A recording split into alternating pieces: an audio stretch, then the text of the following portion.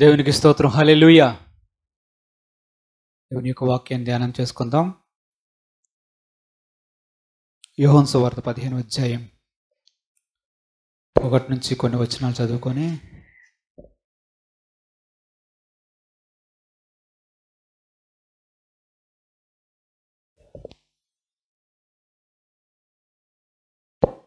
యోహాను సువార్త 15వ అధ్యాయం 1 నుంచి 4 వచనాలు చదువుకుందాం. నేను నిజమైన ద్రాక్షావల్లిని, నా తండ్రి వ్యవసాయకుడు. నాలో ఫలింపని ప్రతి తీగను ఆయన తీసి పారవేయును. ఫలించు ప్రతి తీగె మరి ఎక్కువగా ఫలింపవలెనని దానిలోని పనికిరాని తీగలను తీసివేయును. నేను మీతో చెప్పిన మాటను బట్టి మీరిప్పుడు పవిత్రులై ఉన్నారు. నా యందు నిలిచియుండి, మీ యందు నేను నిలిచియుందును. తీగె ద్రాక్షావళిలో నిలిచి ఉంటేనే గాని తనంతట తానే ఎలాగూ ఫలింపదో, అలాగే నా యందు నిలిచి ఉంటేనే కానీ మీరును ఫలింపరు. దేవుడు తన పరిశుద్ధ వాక్యాన్ని దీవించుగాక. ప్రార్థన చేసుకుందాం. స్తోత్రములు ప్రభువా, తండ్రి కుమార పరిశుద్ధాత్మ తండ్రి, మీ పాదములకు వందనాలయ్యా. వాక్యమయ్యున్న దేవా, మీ పాదములకు వందనాలు ప్రభువా. మీరు మాతో మాట్లాడండి ప్రభువా, నాతో మాట్లాడండి. ఆటంకపరిచే దురాత్మ శక్తులను మీ నామాన్ని బంధించండి. మీరు మహిం పొందండి ప్రభువా. మా హృదయం అనే పలక మీద వాక్య సారాంశాన్ని వ్రాయమని నజరేయుడగు యేసుక్రీస్తు నామమున అడుగుచూ వేడుకునుచూ ప్రార్థన చేస్తున్నాము తండ్రి. ఆమేన్. హల్లెలూయా. యోహాను సువార్త 15వ అధ్యాయంలో 1 నుంచి కొన్ని వచనాలు మనం ఇప్పుడు చదువుకున్నాం. యేసు ప్రభు తనకు తానే కొన్ని విషయాలను ఇక్కడ చెప్తూ ఉన్నారు. నేను నిజమైన ద్రాక్షావల్లిని, నా తండ్రి వ్యవసాయకుడు. ద్రాక్షావల్లికి ఉన్నటువంటి తీగలు మీరు. నాలో ఫలించని ప్రతి తీగను నా తండ్రి అయినటువంటి దేవుడు తీసి పారివేయును అని చెప్తున్నాడు. యేసు ప్రభు బైబిల్లో తన గురించి తాను చాలా రకాలుగా పరిచయం చేసుకున్నాడు. దేవునికి స్తోత్రం చెల్లించండి. హల్లెలూయా. ఒకసారి అంటాడు, నేనే పరలోకం నుంచి వచ్చిన జీవాహారాన్ని అంటాడు. మరొక్కసారి నేను ఏమన్నాడు? వెలుగై ఉన్నాను. దేవుడేమై ఉన్నాడు? వెలుగై ఉన్నాడు. ఇంకొకసారి జీవజలపు ఊట. కొన్నిసార్లు వాక్యమై ఉన్నాడు, బండ అయి ఉన్నాడు, దేవుడు అగ్ని అయి ఉన్నాడు. రకరకాలుగా దేవుడు తన్ను తాను మనకి అర్థం కావాలని, సులభంగా అర్థం చేసుకోవాలని ఆయన ఆ విధంగా మనతో మాట్లాడాడు. యేసు ప్రభు తన్ను తాను నిజమైన ద్రాక్షావల్లిగా చెప్పుకున్నాడు. ద్రాక్షావల్లి నిజమైనది నేనే. నా తండ్రి వ్యవసాయకుడు. ఈ తీగలో, ఈ ద్రాక్షావల్లిలో పక్క నుంచి వచ్చినటువంటి ప్రతి తీగ మీరు నేనై ఉన్నాం. దీనిలో ఫలించాలని దేవుడు కోరుకుంటున్నాడు. దీనిలో ఫలించాలంటే ఆయన చెప్తున్న విషయాలను మనం జ్ఞాపకం ఉంచుకోవాలి. ఫలించడం అనే దాని గురించి ఆయన మాట్లాడుతూ, ఒకవేళ కానీ నిజమైన ద్రాక్షావల్లి అయినటువంటి నా నుంచి వచ్చినటువంటి ద్రాక్షావల్లికి అంటుకొని మీరు పారుతున్న తీగలుగా ఉన్నటువంటి మీరు నేను ఒకవేళ ఫలించకపోతే, ప్రభు చెప్తున్న మాట, నా తండ్రి వ్యవసాయకుడు, ఆయన వస్తాడు, ఆయన చూస్తాడు. ఈ ద్రాక్షావల్లిలో కొన్ని తీగలు ఫలించడం లేదేమిటి, మరికొన్ని ఫలిస్తూ ఉన్నాయి. ఆ తీగలు, ఇంకా ఫలించిన తీగలు మరికొంచెం ఫలించాలి. ఈ తీగలు సరిగ్గా ఫలించడం లేదు. ఈ తీగలను తీసి పారవేస్తాను అనుకుంటాడంట. ఎవరు?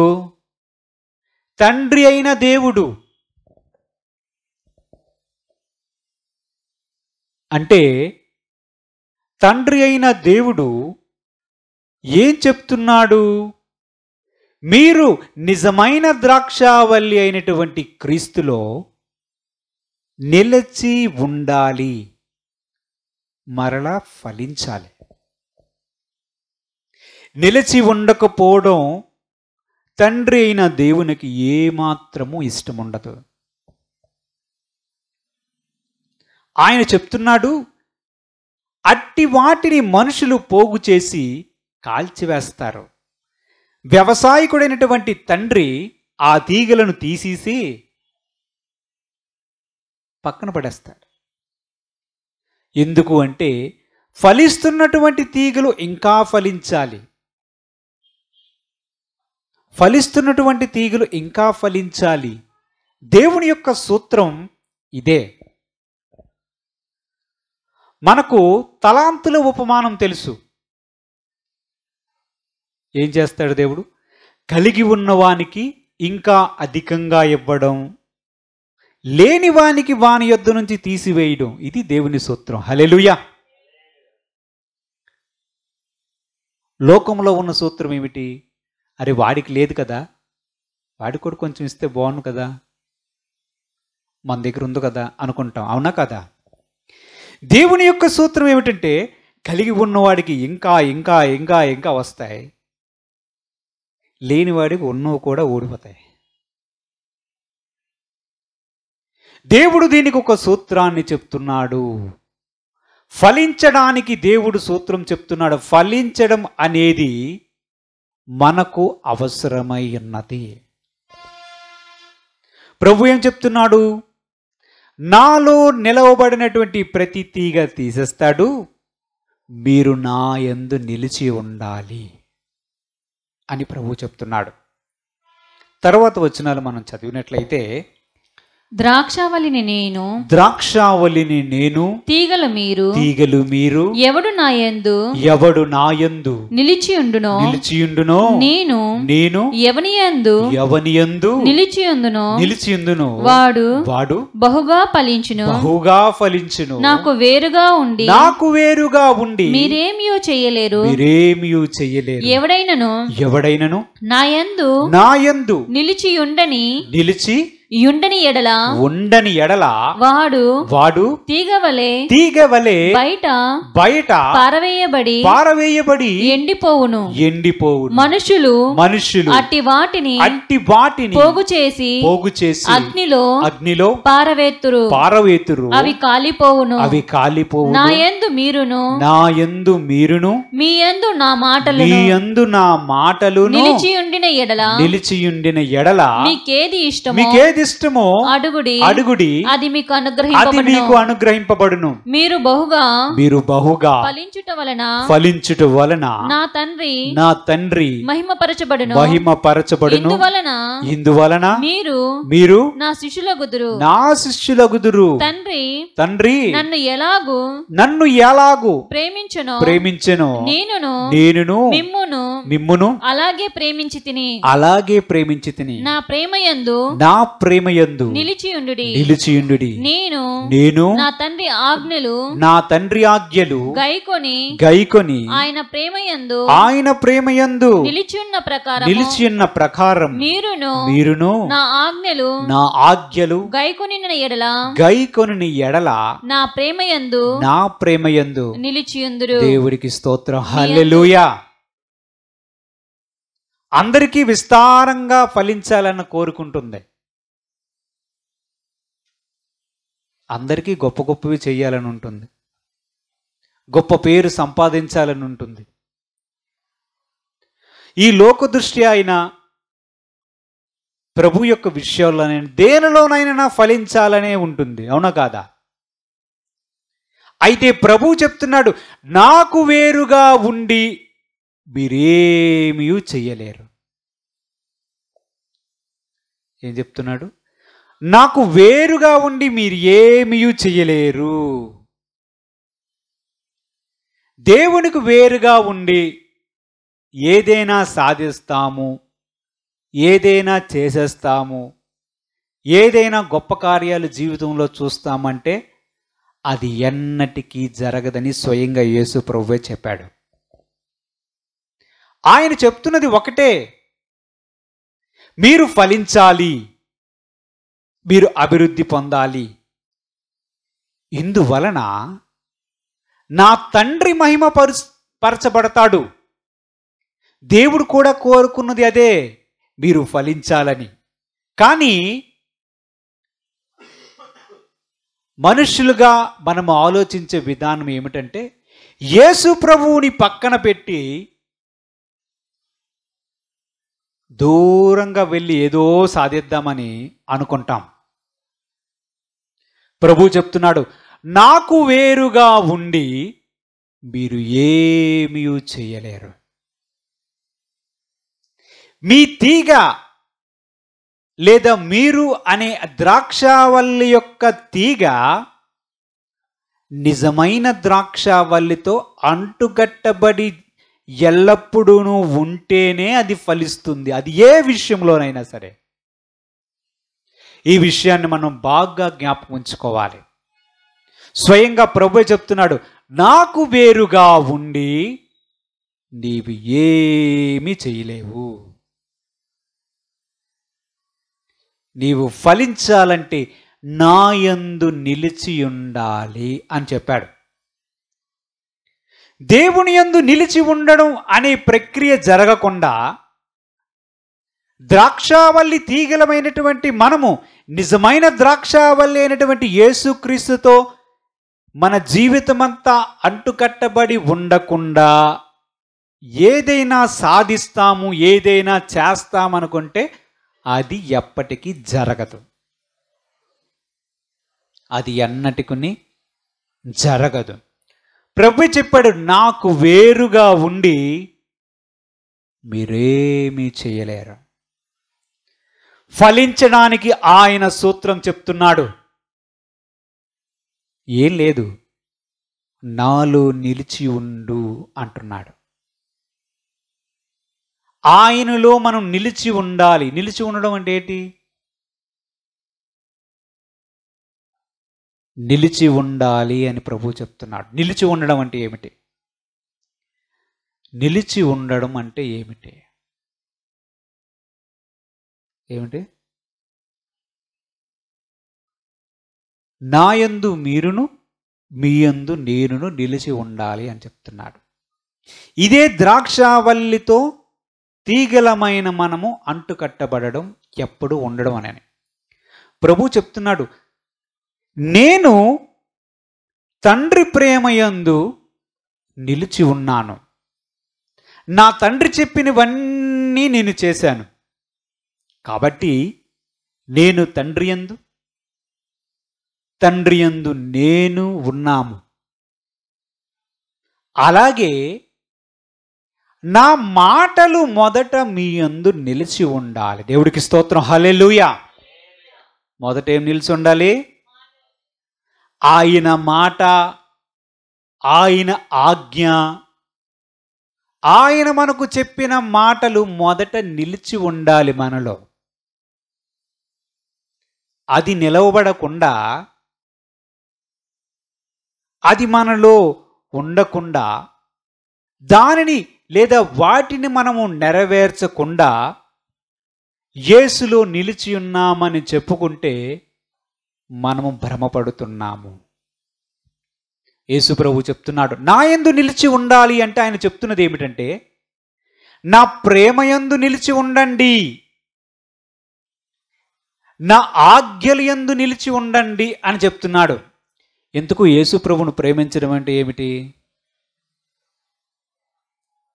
యేసు ప్రభువును ప్రేమించడం అంటే ఏమిటి?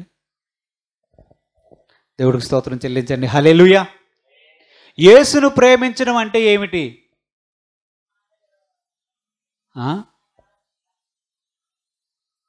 ఆయన ఆజ్ఞలను పాటించుటయే ఆయనను ప్రేమించడం. ముందు అధ్యాయంలో మనకి యోహాను సువార్త 14వ అధ్యాయంలో కనిపిస్తుంది. ఆయన మాటలను, ఆయన చెప్పిన ఆజ్ఞలను మనము పాటిస్తే మనము ఆయనను ప్రేమించినట్లు. ఆయనను మనం ప్రేమిస్తే ఆయన యందు నిలిచి ఉన్నట్లు. దేవుడికి స్తోత్రం. ఇదే సూత్రం. ఆయనలో నిలిచి ఉండడం అంటే 14:21 యోహాను సువార్త 14:21 చదవండి. నా ఆజ్ఞలను అంగీకరించి వాటిని గైకొనువాడే నన్ను ప్రేమించువాడు. హల్లెలూయా. నన్ను ప్రేమించువాడు నా తండ్రి వలన ప్రేమింపబడును. చాలు. ఏంటి దేవుణ్ణి ప్రేమించడం అంటే? ఏమిటి స్ఫూర్తి? దేవుడు చెప్పింది చెప్పినట్లు చేయడమే ఆయనను ప్రేమించడం. మరలా చెప్తున్నాను, యేసు ప్రభు పలానది చెయ్యండి అని వాక్యంలో చెప్తే అది చెయ్యాల్సిందే.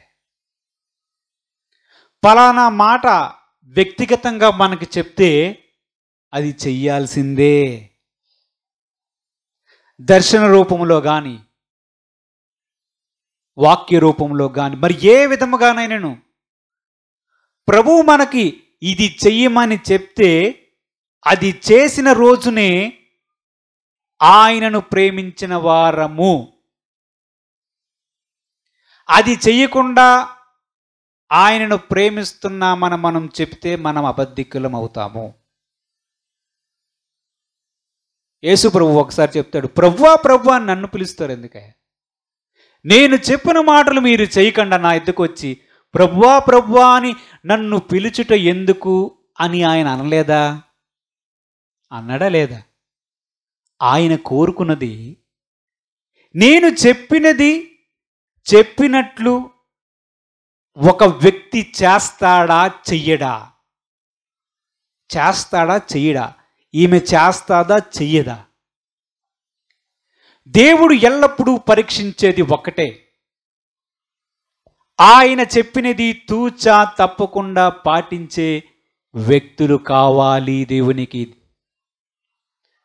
యేసు ప్రభులోనికి వచ్చాం, మనకి ఎలాంటి కోరిక ఉంటుందంటే అబ్రహాంలాగా ఊరంతా ఆక్రమించాలా. హల్లెలూయా. అబ్రహాంలాగా ఆకాశ నక్షత్రములంతా విశాలంగా విస్తృతపరచాలి, సంతానమంతా దేశ దేశాలకి రాజులైపోవాలి. హల్లెలూయా. లేకపోతే యోబు గారు లాగా 1000 ఎడ్లు 500 ఒంటెలు గాడిదలు గొర్రెలు విస్తారమైన జనమండి వస్తుంటే రాజాదిరాజా మార్తాండ తేజ నెల పూలిసురుతుంటే చాలా బాగుంటుంది. హల్లెలూయా. లేకపోతే పెద్ద తోట, ఒక 100 ఎకరాల మాగాని కోరికలైతే చాలా ఉంటాయి. అవన్నీ ప్రభువునకు చాలా సులభమైన విషయం. ఆయన ఏం చెప్పాడు? నన్ను అడుగు, బూదిగంతములను నీకు స్వాస్థ్యంగా ఇస్తానని చెప్పాడు. దేవుడికి స్తోత్రం. కానీ దానికి ఒక పద్ధతి ఉంది, దానికి ఒక విధానం ఉంది. అయిపోవాలని ఉంటుంది, పెద్ద ఉంటుంది, అందరికీ ఉంటుంది. కూర్చొని లేకలేనివాడికి ఉంటుంది, పడుకొని లేకలేనివాడు కూడా ఉంటుంది. హల్లెలూయా. ప్రభు చెప్తున్నాడు, నా యందు నిలిచి ఉంటేనే గాని మీరు ఫలించరు. నాకు వేరుగా ఉండి మీరేదో చేద్దామని వెళ్తున్నారేమో, వెళ్తారు, కానీ మీరేమీ చేయలేరు. అటు వారిని నా తండ్రి వ్యవసాయకుడు పీకి, ఈ తీగ అనవసరంగా ఇక్కడ ఉంది, పక్కన పడేస్తాడు. మనము ఫలించుటకు దేవుడు చెప్పినటువంటి సూత్రం ఒకటే, నా యందు నిలిచి ఉండండి, నా ప్రేమ యందు నిలిచి ఉండండి. నేను చెప్పిన మాట చేసేవాడే నన్ను ప్రేమించువాడు. పూర్ణ మనసుతో నిన్ను ప్రేమిస్తాను ప్రభు అని పాట పాడితే సరిపోదు. ఆయన ఎదురు చూస్తుంది ఏంటంటే, నా మాట విని నా మాట ప్రకారం చేస్తాదా, నా మాట విని నా మాట ప్రకారం ఇతడు చేస్తాడా, అవసరమైతే పరీక్షించుకుంటాడు. ఊరికినే ఇచ్చేస్తే పట్టుకుని వెళ్ళిపోతాం, కానీ బుర్ర మీద పట్టుకు హల్లెలూయా. ఇచ్చేస్తే బ్యాగ్ వీపుకి ఒకటి బుర్ర మీద ఒకటి పెట్టుకొని వెళ్ళిపోదాం అనుకుంటాం. ప్రభు చెప్తున్నాడు, నా ఆజ్ఞలు పాటించువాడే నన్ను ప్రేమించువాడు. నా ప్రేమ యందు నిలిచి ఉండాలి. మీరు నన్ను ప్రేమిస్తే నా ప్రేమ యందు నిలిచి ఉంటారు. నా ప్రేమ యందు నిలిచి ఉంటే నాలో మీరు, మీలో నేను, మనము తండ్రి యందు నిలిచి ఉంటాము. మేము వారి యొద్దకు వచ్చి నివాసము చేస్తామని దేవుడే చెప్పాడు. 14:21 తర్వాత మనం చదివితే, చదవండి. నా ఆజ్ఞలను అంగీకరించి యోహాను సువార్త. వాటిని గైకొనువాడే వాటిని గైకొనువాడు నన్ను నన్ను ప్రేమించువాడు నన్ను ప్రేమించువాడు నా తండ్రి వలన ప్రేమింపబడును. నేనును వానిని ప్రేమించి వానికి నన్ను కనపరుచుకుందును అని చెప్పెను. మేము వాని యొద్దకు వచ్చి నివాసము చేస్తామన్న మాట కూడా ఉంటుంది. చదువు 23. యేసు ఒకడు నన్ను ప్రేమించిన ఎడల వాడు నా మాట గైకొనును. అప్పుడు నా తండ్రి వానిని ప్రేమించి వాని యొద్దకు వచ్చి వాని యొద్ద నివాసము చేతుము. హల్లెలూయా, దేవుడికి స్తోత్రం. ఇప్పుడు యేసు ప్రభువు చెప్పినటువంటి మాట గాని ఆజ్ఞ గాని దేవుని యొక్క వాక్యాన్ని గాని మనము చేయడానికి మన మనస్సును స్థిరపరుచుకొని దాన్ని చేయడానికి సిద్ధపడితే దాని అర్థం మనం యేసు ప్రభువుని ప్రేమిస్తున్నామని. అప్పుడే ఆయనను ప్రేమిస్తున్నట్టు. లేకపోతే వారిలో అవిధేయత ఉన్నట్లు, వారు దేవుని తృణీకరిస్తున్నట్లు అర్థం. దేవుని మాటని అలక్ష్యపెట్టి దేవుడు చెప్పిన వాటిని తృణీకరించి ఏ దేవుడైతే మనకి ఆశీర్వాదాన్ని ఇస్తాడో, ఏ దేవుడైతే మనం ఫలించాలని కోరుకుంటున్నాడో అట్టి దేవుణ్ణి పక్కన పెట్టి ఆయన చెప్తున్న వాటిని మనము చేయకుండా మనము ముందుకు వెళ్ళిపోతే 2 జరుగుతాయి. మొట్టమొదటిది, అతడు లేదా ఆమె దేవునికి అవిధేయుడు లేదా అవిధేయురాలు, దేవుణ్ణి లక్ష్యపెట్టని వారు, దేవుణ్ణి లక్ష్యపెట్టను. రెండవది, వారు నిజమైన ద్రాక్షావళిలో నుంచి పక్కకు తొలగిపోయినటువంటి తీగలు, అవి అన్నటికీ ఫలించవు. ప్రభు చెప్తున్నాడు, నా ప్రేమయందు నిలిచి ఉండండి, నా మాటలు నీ యందు. చదువు ఆ మాట, యోహాను సువార్త 15వ అధ్యాయంలో, నా మాటలు మీ యందు నిలిచి ఉన్న ఎడల మీకేది ఇష్టమో మీరు బహుగా ఫలించుట వలన నా తండ్రి మహిమపరచబడును. ఇందువలన మీరు నా శిష్యులగుదురు. నా యందు మీరును మీ యందు నా మాటలను నిలిచి ఉన్న ఎడల మీకేది ఇష్టమో అడుగుడి, అది మీకు అనుగ్రహింపబడును. హల్లెలూయా. ప్రభు ఏం చెప్తున్నాడు? ఏది ఇష్టమో అడగండి అన్నాడు. ప్రభువా, అది కావాలి, ఇది కావాలి, అది కావాలి. దానికి ముందు కండిషన్ ఉంది ఒకటే. ఒక కండిషన్ ఉంది. ఏం చెప్పాడు? ఏముంది? నా యందు మీరును మీ యందు నా మాటలను నిలిచియుండిన ఎడల.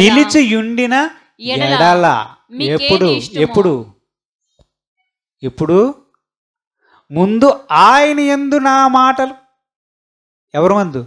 మన యందు ఆయన మాటలు నిలిచి ఉంటే, ఆ మాటలు మనం తూచా తప్పకుండా పాటించడానికి ప్రయత్నము చేస్తే, అప్పుడు మీకు ఏది ఇష్టమో అడగండి. ఇప్పుడు ఎప్పుడు అడుగుతారు చెప్పండి? ముందు మీకేది ఇష్టమో అడగండి. ఇక్కడి నుంచి ఈ మొక్కు తీసుకోవడం కాదు. నా మాటలు నీ యందు నిలిచి ఉంటే నువ్వు నన్ను ప్రేమిస్తున్నట్టు. నువ్వు నన్ను ప్రేమిస్తే నాలో నిలిచి ఉన్నట్లు. నువ్వు నా యందు నిలిచి ఉన్నావు అనుకో, నేను నీ యందు నిలిచి ఉంటా. నేను ఎప్పుడైతే వచ్చానో నా తండ్రి కూడా అక్కడికి వస్తాడు. అప్పుడు ఒక వ్యక్తి దగ్గరికి ఎవరెవరు వచ్చి నిలిచి ఉంటారు? ఇప్పుడు చెప్పండి. ఎవరెవరు వస్తారు? మన ప్రభు అయిన యేసుక్రీస్తు వచ్చి మనలో నివసిస్తాడు. తండ్రి అయిన దేవుడు కూడా వచ్చి మనతో పాటు కాపురముంటాడు. పరిశుద్ధాత్మ దేవుడు కూడా మనతో పాటే ఉంటాడు. అది దేవుని యొక్క సన్నిధి అంటే. హల్లెలూయా. దైవ సన్నిధి అంటే ఏమిటి? నా తోడుగా రా ప్రభువా, రా ప్రభు అంటే ఎలా వస్తాడు? దేవుడు మనతో రావడమే దైవ సన్నిధి. దేవుడు మనతో నిలిచి ఉండడమే దైవ సన్నిధి. మనతో ఉంటేనే దైవ సన్నిధి. మనతో ఎప్పుడు ఉంటానని చెప్తున్నాడు? నన్ను ప్రేమిస్తే నేను వస్తా. నేను వస్తే నా తండ్రి కూడా వస్తాడు. తండ్రితో పాటు పరిశుద్ధాత్మ దేవుడు కూడా వస్తారు. ముగ్గురు మనతో పాటే ఉంటారు. ఆ 14వ అధ్యాయంలో మేము వానితో నివాసము చేతుము అని ఉంటుంది. చదవండి ఆ మాట. యేసు ఒకడు నన్ను ప్రేమించిన ఎడల వాడు నా మాట గైకొనును. అప్పుడు నా తండ్రి వానిని ప్రేమించును. మేము వాని యొద్దకు వచ్చి, ఎవరు? మేము వాని యొద్దకు వచ్చి వాని యొద్ద నివాసము చేతుము. హల్లెలూయా. ఇప్పుడు ఎవరు ఉండాలి మనతో? తండ్రి, కుమార, పరిశుద్ధాత్మ దేవుళ్ళు వచ్చి ఎక్కడ నివాసము చేస్తారు? మనతో పాటు నివాసము చేస్తారు. అట్టి వ్యక్తి ఫలించకుండా ఏమవుతాడు? దీనికి కారణం దైవ సన్నిధి మనతో పాటు ఉండాలి అన్నా, దేవుని యొక్క గొప్ప ఆశీర్వాద ఫలం మన దగ్గర ఉండాలన్నా దేవుడు చెప్తున్నటువంటి సూత్రం ఒకటే. ముందు నన్ను ప్రేమించు, నేను చెప్పిన ఆజ్ఞలు పాటించు, వాటిని లైట్ తీసుకోకు. ఏంటిది? లైట్గా తీసుకో. పర్లేదు, ఏం కాదు అనుకోవద్దు. ఆయన చెప్పాడా, చెయ్యు. ఇది ఒక్కటేగా, ఏమనుకోలే. ఇప్పుడు ఆయన సర్వాధికారి, రాజులకు రాజు అని మనం పాడుతాం. అవునా కాదా? కాదా? అవునా కాదా? ఆయన తొడ మీద ఏమనుంది పేరు? తొడ మీద ఏం పేరు ఉంటుంది? ఆయన తొడ మీద ఒక పేరు ఉంటుంది తెలుసా? రాజులకు రాజు అనే పేరు ఉంటుంది మన ప్రభు తొడ మీద. దేవుడికి స్తోత్రం. ఒక రాజుగారి ఆజ్ఞ ధిక్కరిస్తే ఏమవుతుంది? మనమైతే ఇప్పుడు ప్రజాస్వామ్య పరిపాలనలోకి వచ్చాం కనుక ఏమి తెలియడం లేదు శిక్షల గురించి. కమ్యూనిస్ట్ దేశాలకు వెళ్ళావనుకో, చైనా దేశం తెలుసా? హల్లెలూయా చెప్పండి అమ్మా. చైనా దేశం తెలుసా?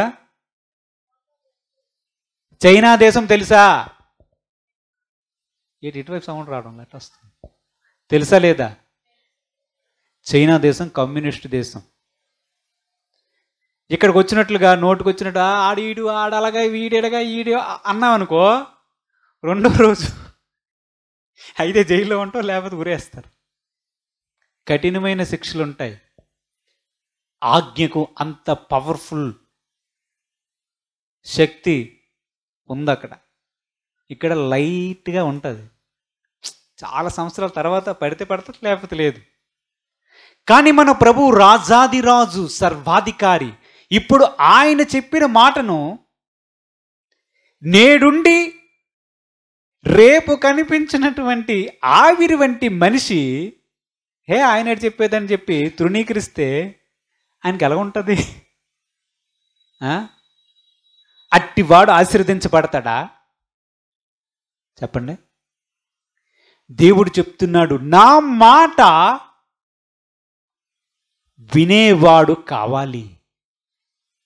దేవుడు కోరికేడంటే ఆ వ్యక్తి ఫలించడమే కావాలి. ఎందుకంటే ప్రభు ఏం చెప్తున్నాడు?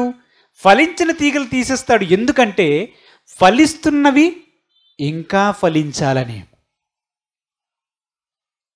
ఆయన మాట మన యందు నిలిచి ఉన్నప్పుడు,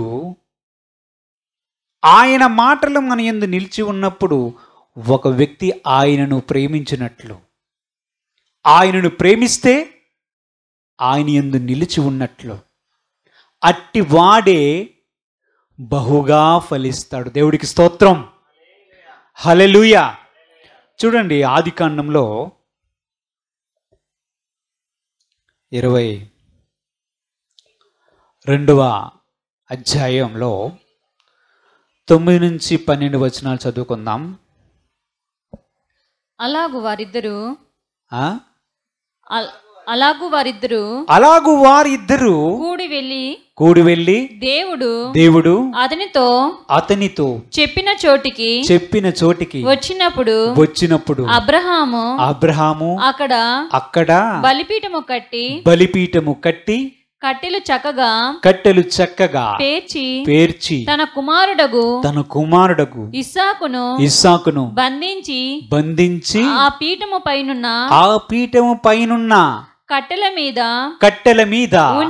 ఉంచెను. అప్పుడు అబ్రహాము తన కుమారుణ్ణి వధించుటకు తన చెయ్యి చాపి కత్తి పట్టుకొనగా యెహోవా దూత పరలోకం నుండి అబ్రహామా అని అతన్ని పిలిచెను. అందుకతడు చిత్తము ప్రభువా అనెను.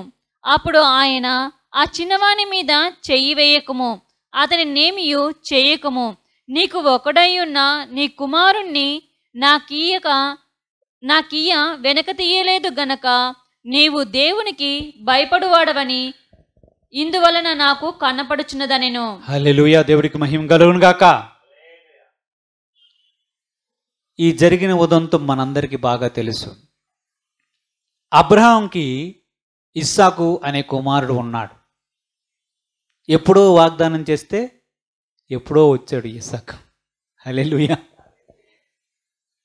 వచ్చాడు కదా అంటే ఆయనేమో అబ్రహాం గారు చక్కగా ఇస్సాకుతో ఆడుకుంటుంటే దేవుడు చూశాడు. ఇస్సాకును బాగా ప్రేమిస్తున్నట్టున్నాడు. సరే, నన్ను ప్రేమిస్తున్నాడా లేదా? అబ్రహామా, చిత్తం ప్రభువా, లే, సరే ప్రభు, నీ కుమారుడిని పట్టుకొనిరా. నీకు ఒక్కగా ఉన్నటువంటి కుమారుడు, ఒక్కడే ఒకడు కుమారుడు. ఇస్మాయిల్ గురించి మాట్లాడడం లేదు.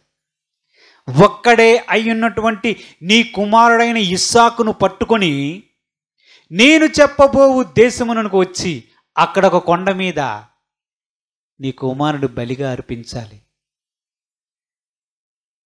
చిత్తం ప్రభువా.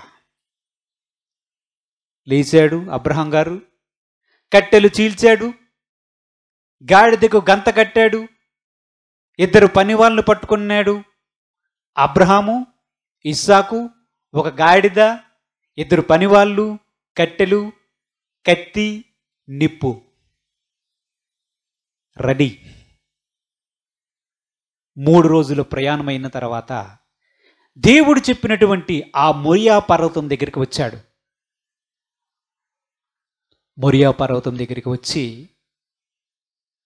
పని వాళ్ళతో చెప్పాడు, బాబు ఈ గాడిద జాగ్రత్త, మీరు జాగ్రత్త, మేము వెళ్ళి దేవుణ్ణి ఆరాధించి తిరిగి వస్తాము. నాన్నగారు నా బుర్ర మీద కట్టెలు పెట్టారు, మీ చేతితో ఒక కత్తి పట్టుకున్నారు, ఇంకో చేతితో నిప్పు పట్టుకున్నారు, కానీ దహన బలికి గొర్రెపిల్ల ఏది నాయనా? దేవుడే చూసుకొను నువ్వు బిడ్డ అని చెప్పి పట్టుకుపోయి అబ్రహాము ఒక బలిపీఠాన్ని కట్టి ఆ బలిపీఠం మీద తెచ్చిన కట్టెలను పేర్చి దాని మీద ఇస్సాకును బంధించి కట్టి చెయ్యి పైకెత్తాడు.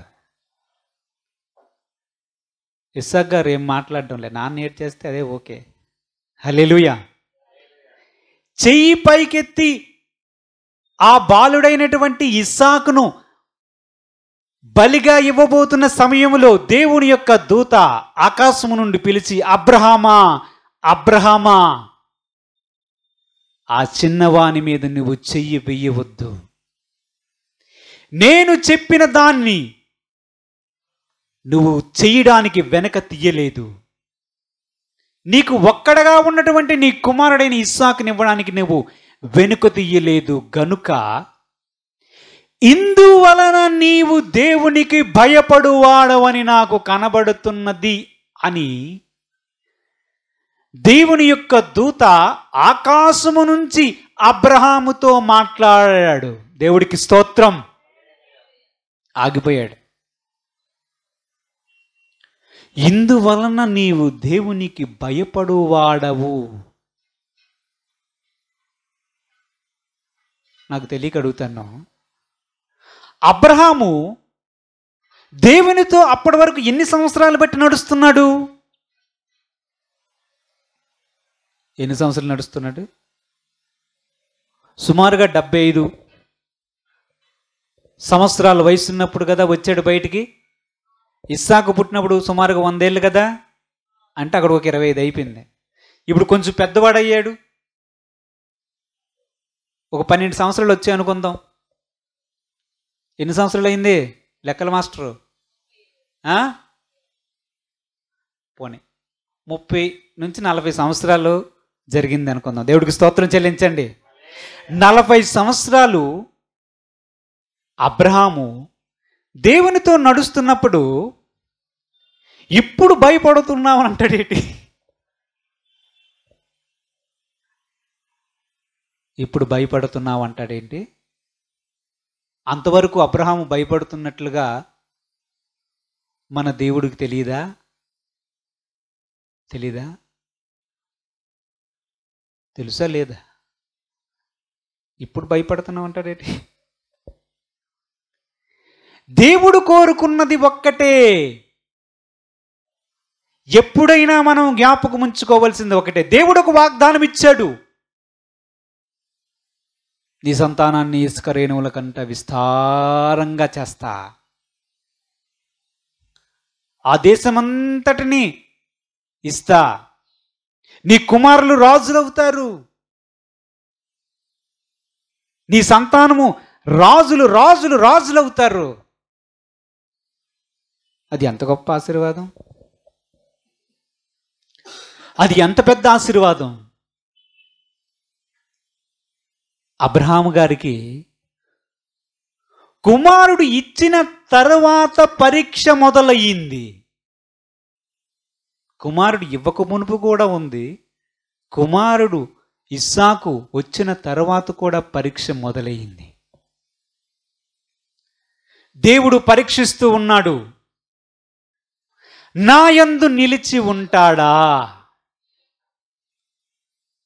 నేను చెప్పినది చెప్పినట్లుగా చేస్తాడా చెయ్యడా, నేను చెప్పినది చెప్పినట్లు చేస్తాడా చెయ్యడా. దేవుడు కోరుకున్నది ఒక్కటే,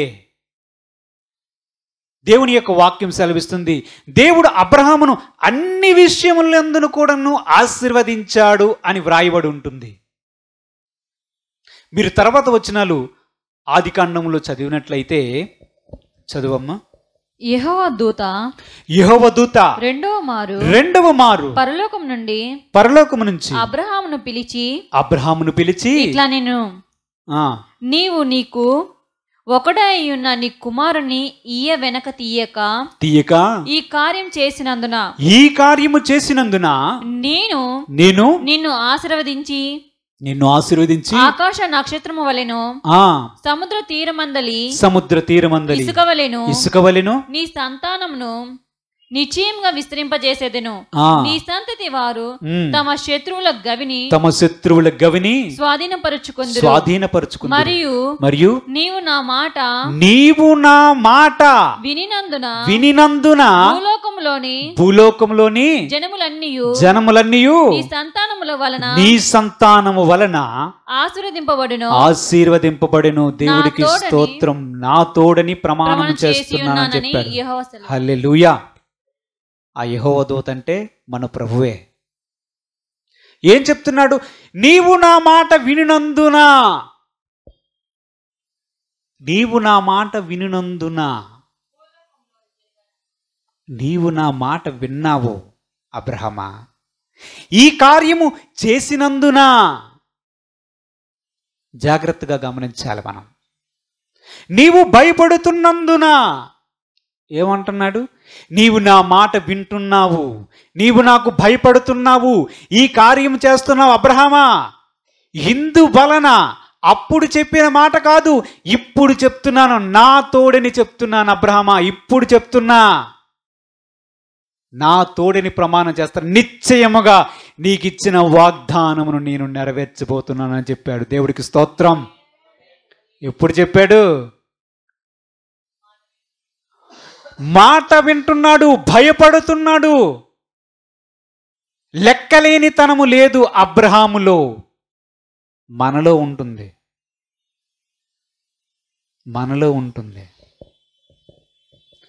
భయపడే వ్యక్తి అబ్రహాం. భయపడిపోతాడు. సాక్షాత్తు ప్రభువు చెప్పాడు, నేను చెయ్యాల్సిందే. అబ్రహాము ఆశీర్వాదం గురించి పరిగెట్టలేదు. దేవుడి మాట వినినందున, భయపడినందున, ఆయన చెప్పినట్లు చేసినందున అబ్రహాముకు ఆశీర్వాదం వచ్చింది తప్ప, ఆశీర్వాదం కోసం పరిగెట్టిన అబ్రహాం మనం ఎప్పుడు చూడం. నిజానికి హెబ్రీయులకు రాసిన పత్రికలో దేవుని యొక్క వాక్యం సెలవిస్తుంది, ఆ వాగ్దానమును వారు చూడకపోయినను తాము పరదేశులు, యాత్రికులని చెప్పి దేవుణ్ణి మహిమపరిచిన విశ్వాసము గల వ్యక్తుల జాబితాలో అబ్రహాము ఉన్నాడు. దేవుణ్ణి ప్రేమిస్తే అన్ని వాటంతట అవే వస్తాయి. దేవుని మాట వినిన వాడికి, దేవుని మాట భయముతో అంగీకరించిన వానికి వాటంతట అవే అన్నీ వస్తాయి. దేవుడికి స్తోత్రం. మనమేమో అవి కావాలని పరిగెడతాం. దేవుడు అంటాడు, అవి వస్తాయి, నేను ముందు రావాలి. దేవునికి మహిమ కలుగును గాక. అబ్రహాములో కనిపించినది ఏమిటి మనకి? భయపడువాడవు. చూడండి, యెషయా 66:2 చదవండి. అవన్నీ నా హస్తకృత్యములు అవి నా వలన కలిగినవని యెహోవా సెలవిచ్చుచున్నాడు. ఎవడు దీనుడై నలిగిన హృదయము గలవాడై నా మాట విని వణుకుచుండును వానినే నేను దృష్టించుచున్నాను. దేవునికి మహిమ కలుగును గాక. హల్లెలూయా. ఎవరి మీద ఉంటుంది దృష్టి దేవుడిది? ఎవరి మీద ఉంటుంది? ఆయన మాట విని వణుకువాని మీద. అంటే ఆయన మాట అంటే దాన్ని తప్పనిసరిగా పాటించాలని ఒక భయం, ఉన్నవాని మీద దేవుని యొక్క దృష్టి ఉంటుంది. అందుకే అబ్రహాము మీద ఉంది. అపవాది వెళ్ళాడు, దేవదూతలు తటస్థించి ఒక దినమున అపవాది కూడా వెళ్ళాడు. ప్రభు చెప్పాడు, నా సేవకుడైన యోబు సంగతి ఆలోచించావా? అతడు యథార్థవంతుడు, న్యాయవంతుడు, నీతివంతుడు, అతడి వంటి వాడు, భయభక్తులు నిలిపిన వాడు ఎవడూ లేడంటాడు. దేవుడికి స్తోత్రం, హల్లెలూయా. ఎందుకు వచ్చింది యోబుకి ఆశీర్వాదం? భయము భక్తి రెండు ఉన్న యోబు దగ్గర. అమ్మో, నా కొడుకులు తప్పు చేశారేమో, దేవుణ్ణి వారి హృదయంలో దూషించారేమో చెప్పి తెల్లవారే లేచి దేవునికి బలి అర్పించేవాడు ఎవరు? యోబు అనే వ్యక్తి. అందుకే ఆశీర్వదించబడ్డాడు, అందుకే ఫలించబడ్డాడు. అందుకే మనం దేవుని యొక్క వాక్యం సెలవిస్తుంది, నేను నిజమైన ద్రాక్షావల్లిని, తీగలు మీరు. ఫలించాలనే దేవుడు కోరుకుంటున్నాడు, ఫలించాలని మనము కోరుకుంటున్నాం. అయితే నాకు వేరుగా ఉండి మీరు ఎప్పుడును ఎన్నడూను ఏమీ చేయలేరు, మీరేది చేయలేరు. నా మాటలు నీ యందు ఉంటే, నా మాటలు నిలిచి ఉంటే, నా మాటలు విని నీవు భయపడితే, నా దృష్టి నీ మీద నిలిచి ఉంటుంది, నా దృష్టి నీ మీద నిలిచి ఉంటుంది. ఎందుకంటే ఎవడు దీనుడై నా మాట విని వణుకుతున్నాడో వానిని దృష్టిస్తాను కానీ కేర్లెస్గా, రెక్లెస్గా దేవుడంటే చులకనగా చూసేవాడు, దేవుని మాట అంటే నిర్లక్ష్యంగా చూసే వ్యక్తులను దేవుడు ఎందుకు ఆశీర్వదించాలి? ఎందుకు ఆశీర్వదించాలి? దేవుడు లేకుండా ఎవరైనా ఆశీర్వదించబడతారా? ఓబేదేము ఇంటిలో మందసం వెళ్ళగానే 3 నెలలకనే ఆశీర్వదించబడితే దావీదు అవాక్కయ్యాడు, బుర్ర గోక్కున్నాడు. ఆ మందసాన్ని తిరిగి తెచ్చుకోవడానికి ప్రయత్నం చేశాడు. దేవుడు ఎక్కడ ఉంటాడో, దైవ సన్నిధి ఏ వ్యక్తితో ఉంటుందో, తండ్రి కుమార పరిశుద్ధాత్మ దేవుడు ఏ వ్యక్తితో నివాసము చేస్తారు, వారు ఆశీర్వదించబడతారు. వారు చేసిన ప్రతి పని సఫలమవుతుంది. దేవుడికి మహిమ కలుగును గాక. ఎందుకంటే వారు భయము వారిలో ఉంటుంది. దేవుని మాట అంటే నిర్లక్ష్యం చేసే వారి దగ్గర దైవ సన్నిధి ఉండదు, అట్టి వారు ఫలించరు. దేవుని నిర్లక్ష్యం చేసేవారు, దేవుని సన్నిధిని పక్కన పెట్టేవారు ఎన్నటికీ ఫలించరు. నేను చెప్పలేదు, దేవుడు చెప్పాడు. హల్లెలూయా. ప్రభువే చెప్పాడు, నాకు వేరుగా ఉండి మీరేమి చేయలేరు, నాతో ఉంటేనే మీకు ఫలింపు. తండ్రి కూడా అదే కోరుకుంటున్నాడు. ముందు భయము ఉండాలి, దేవుడు చెప్పాడు అని ఒక గౌరవం ఉండాలి, దాన్ని చేయడానికి వణకాలి, దాన్ని చేయడానికి వణకాలి. అబ్రహాముకు తెలుసు, దేవుడే గొర్రె పిల్లను చూసుకుంటాడు నాయన అని కుమారుడితో చెప్పి మరలా కర్రలు కత్తి పెట్టి వేస్తానంటాడేంటి? ఆ కొండ మీదకి ఎక్కేటప్పుడు అయిపోయిన డైలాగులు ఏవి? కుమారుడుని తండ్రి మాట్లాడుకునే డైలాగులు ఏమయ్యేవి? గొర్రె పిల్ల లేదు నాన్న, దేవుడే చూసుకుంటారా అని మాట్లాడి మళ్ళా కట్టెల మీద ఇస్సాకును పేరుస్తాడేమిటి అబ్రహాము? తెలుసు అబ్రహాముకు బాగా తెలుసు, నేను భయపడుతున్నాను, నేను దేవుణ్ణి ప్రేమించే వాడిని అని నన్ను నేను నిరూపించుకోవాల్సిన సమయం ఇదే. ఈ కుమారుడు ఇక్కడ చనిపోతే పరలోక రాజ్యం ఉంటాడు. ఆయన వాగ్దానం ఇచ్చాడు, ఇలా కాకపోతే ఇంకోలాగా చేస్తాడు. ఒకానొక సందర్భంలో చెప్తాడు బాప్తిస్మిచ్చు యోహాను, మీరు అబ్రహాము పిల్లలను అనుకుంటున్నారు కదా, ఊరికే కింద మీద వేసి పడకండి, అవసరమైతే దేవుడు ఈ రాళ్ల వలన అబ్రహామునకు పిల్లలు పుట్టించగలడు అని చెప్పాడు. దేవుడికి స్తోత్రం. మనుషుల నుంచే మనుషులు రారు, అబ్రహాం ప్రవక్త చెప్పాడు, రాళ్ళ వల్ల పుట్టిస్తాడు. రాళ్ళు పిల్లలైతే దేవుడికి స్తోత్రం, హల్లెలూయా, రాళ్ళ వల్ల పుట్టిస్తాడు. అబ్రహాం పిల్లలు అంటే సర్ప సంతానమా? ఎవర్రా మీకు చెప్పింది బుద్ధి? దేవునికి భయపడేవాడే ఆశీర్వదించబడతాడు. దేవుని మాట చెప్పింది చెప్పినట్లు చేసేవాడి దగ్గరే దేవుని సన్నిధి ఉంటుంది. దేవుని సన్నిధి ఎక్కడ ఉంటుందో వారే ఆశీర్వదించబడతారు. ఇంక ఎవరు ఆశీర్వదించబడడానికి కుదరదు. దేవుని రూల్ అలా లేదు. హల్లెలూయా. దేవుడు ఎవరినైనా కనికరించి ఏమో పోన్లే ఈ జీవికి ఏదో అలా ఇద్దాంలేనంటే ఏదో ఉండొచ్చు, కానీ అబ్రహాం లాంటి ఆశీర్వాదం, యోబు లాంటి ఆశీర్వాదాలు అయితే రావచ్చు. ఒక 200 గ్రాములు 300 గ్రాములు వెండి, ఒక 5 గ్రాముల రింగు, కానీ 5 కేజీలు 100 కేజీలు రావు.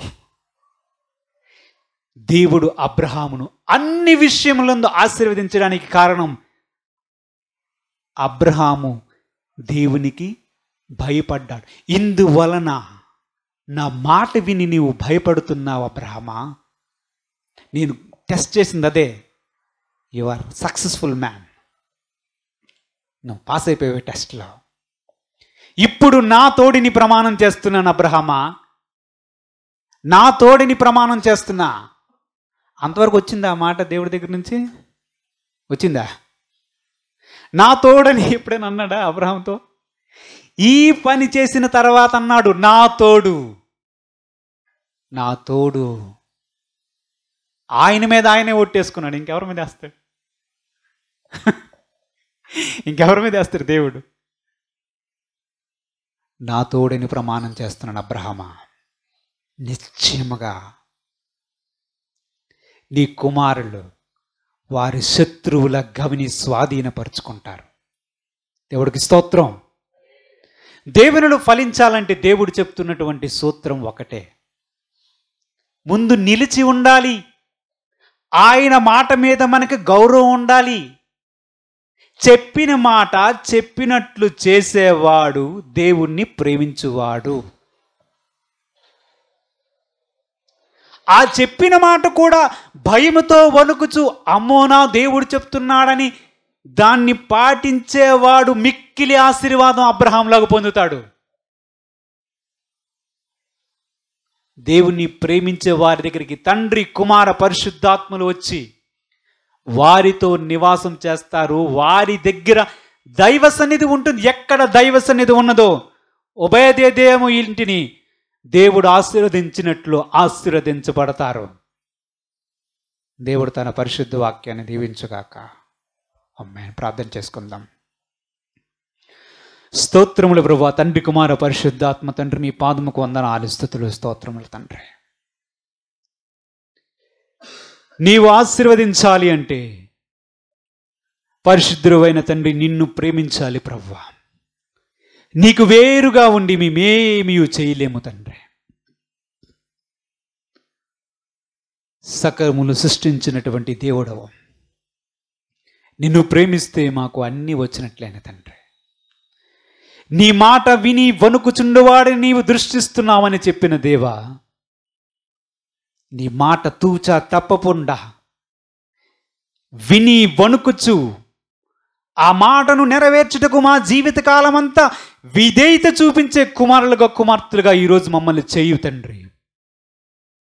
నీ గొప్పదైన ఆశీర్వాదం మా జీవితాల్లో మేము చూడాలంటే నీ యందు నిలిచి ఉండాలని చెప్పిన దేవా, నేడు ఈ వాక్యాన్ని మా హృదయములో ఫలింపజేయము తండ్రి. నిజమైన ద్రాక్షవల్లివి నీవు తండ్రి. నీ యందు బహుగా ఫలించాలని తండ్రి కోరుకుంటున్నాడు. పరిశుద్ధుడైన తండ్రి, ఈ వాక్యము యొక్క సారాంశం మా హృదయం అనే ఫలకల మీద నిత్యము రాయము తండ్రి. మేము గొప్పగా ఫలించడం వలన నీ నామం మహింపరచబడుతుంది తండ్రి. అట్టి కృపా, భాగ్యం, ధన్యత మా జీవితాలకు దయచేయమని మా ప్రభువును రక్షకుడైన యేసుక్రీస్తు పరిశుద్ధ నామమును అడుగుచూ వేడుకొనుచున్నాము తండ్రి. ఆమేన్. హల్లెలూయా.